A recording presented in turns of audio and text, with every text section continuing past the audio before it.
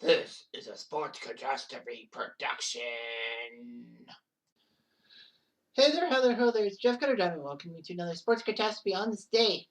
And on this day, March the 24th, 1996, one of the greatest moments in Toronto Raptors history happened.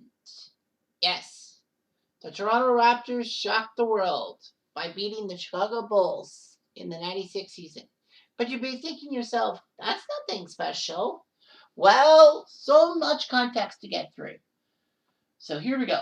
The Raptors in 96 were an expansion team. That's what makes things even more amazing. And also that they beat Michael Jordan and the Bulls, who went on to win the 96 championship.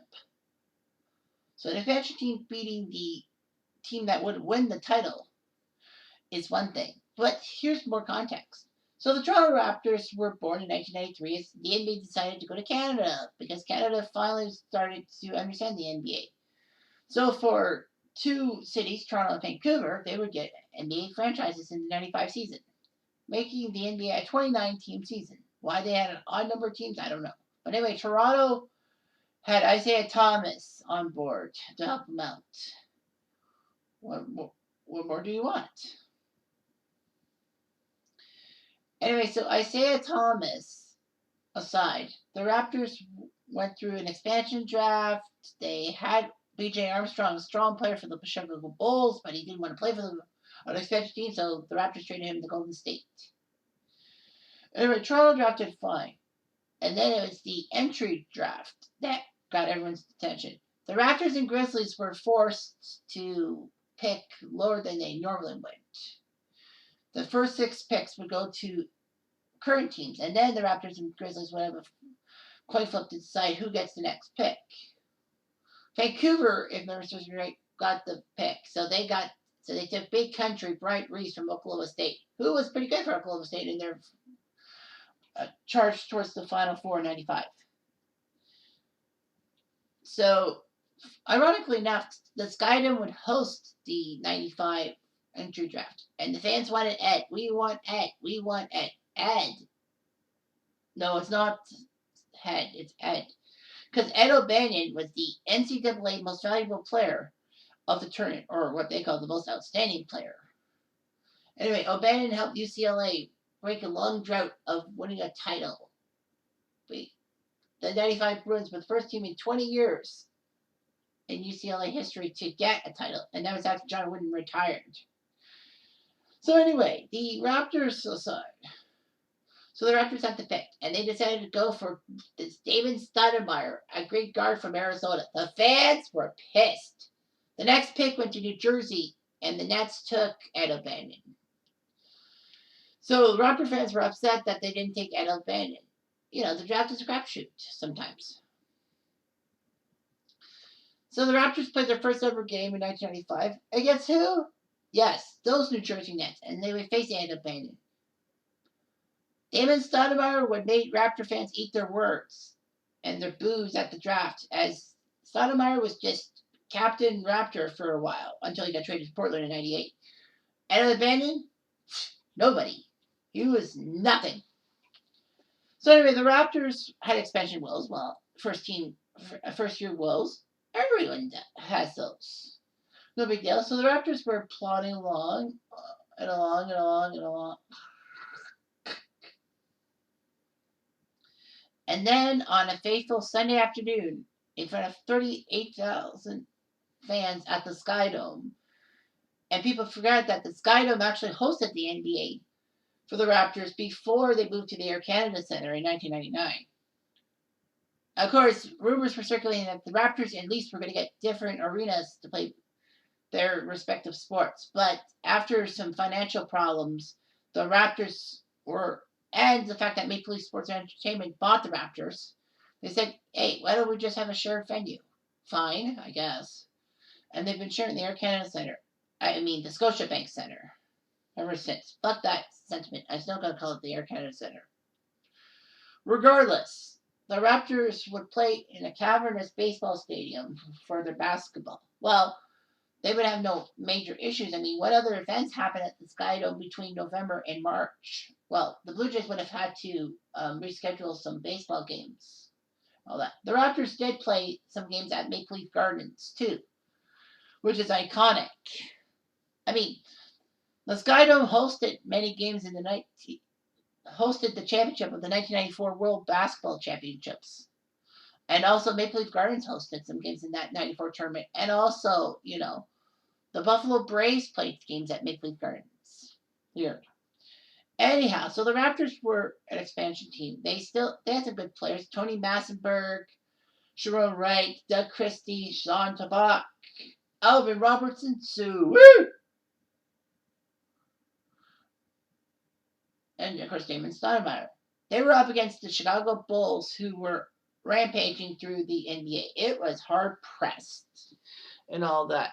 So going into the game, the Bulls were 60-7, 60 wins, 7 losses. If they had split the remaining 15 games, they probably would win 67 or 68. That's not the record for most wins in one year. The Raptors were 17-49. Not too bad, but they could have been better. And all that. So it was a battle royale and all that. So the Bulls and Raptors both played their guys.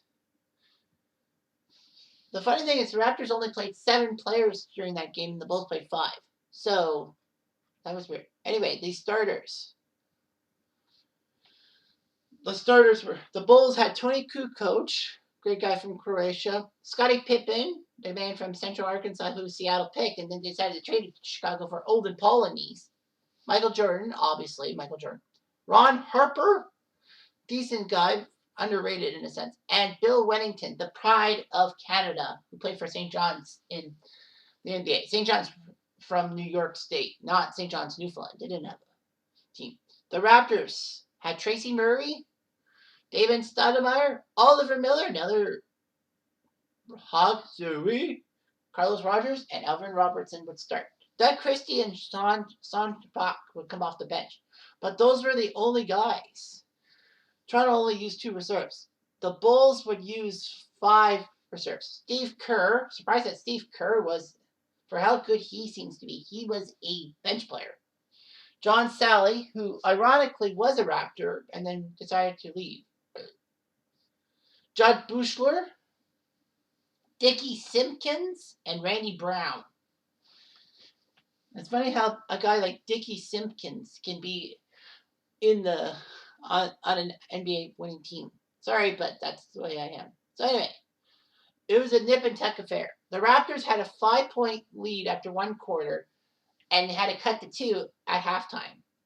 The Bulls then stormed out in the 3rd quarter and had a 4-point lead heading into the 4th quarter. But the Raptors, in one of the craziest final minutes ever, had a few key shots from David Stoudemire and Alvin Robertson. And then with 10 seconds left, the Bulls were up the floor, trying to go up the floor with it. Steve Kerr took a 3-ball, but it bounced off the rim. Michael Jordan then took the ball and sunk the game-winning bucket. Or did he?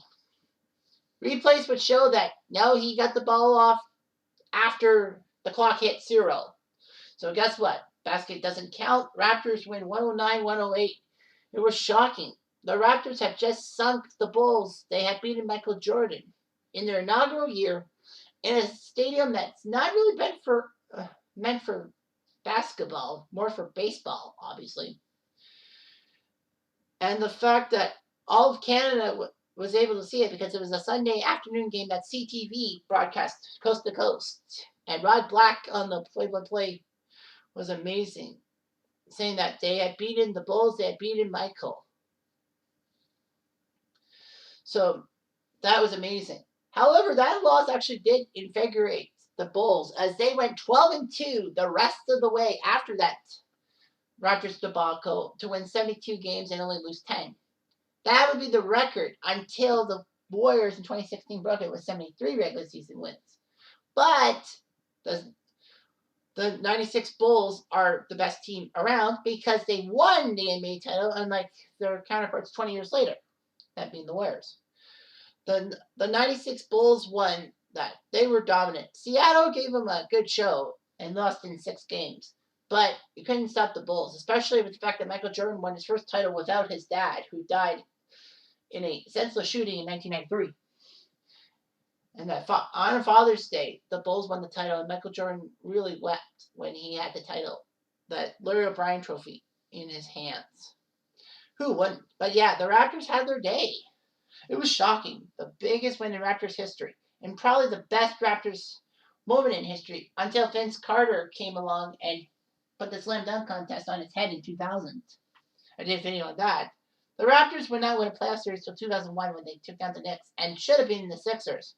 But Vince Carter missed a key shot in Game 7 of that series against Philly.